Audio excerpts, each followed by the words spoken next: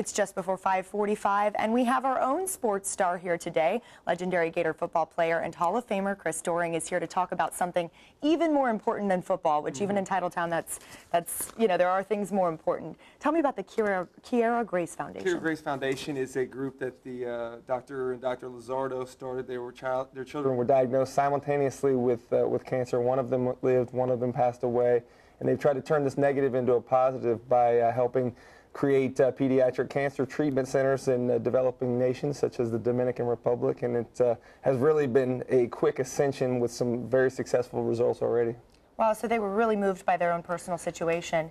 And why did they choose third world countries? Well, I think one of the things is that you look at there's cures out there for pediatric cancer right now. In this country, 80% of the kids that are diagnosed with pediatric cancer end up living, whereas down there in these developing nations, only about 20%. It's about opposite down there. So the technology is there, the treatment is there. The problem is it's so difficult to get it down to those nations, and it's something that kids should not be worrying about getting treated for cancer. They should not be hooked up to chemotherapy machines. They should be smiling and laughing, having a good time. So to be able to take the stuff that we already know down to these countries and treat kids that should be able to live is something that's very important universally. It's that 80 survival here in the United States and 80% death rate in other nations. Now tell me about your trip to Santo Domingo. Yeah, I had a great opportunity to go down to the Dominican Republic with Randy Batista, the great photographer here, and Dr. Lizardo as well.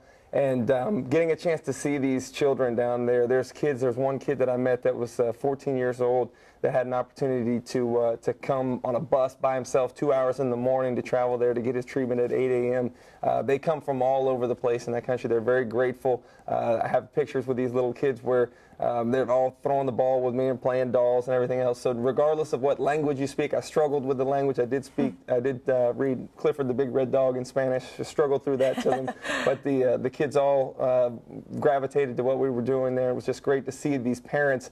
Certainly as a parent myself, I can relate to what they must be going through, and to be able to see these kids living rather than dying because of what the work that we're doing here is certainly gratifying. Well, we'll get to hear a lot more about that, as well as the benefit that's happening this Saturday in the 6 o'clock hour. For more information regarding the foundation, you can visit the website, www.keiragracefoundation.com. And remember, tickets are $89 if purchased in advance for the after party, but we'll talk about that at 6.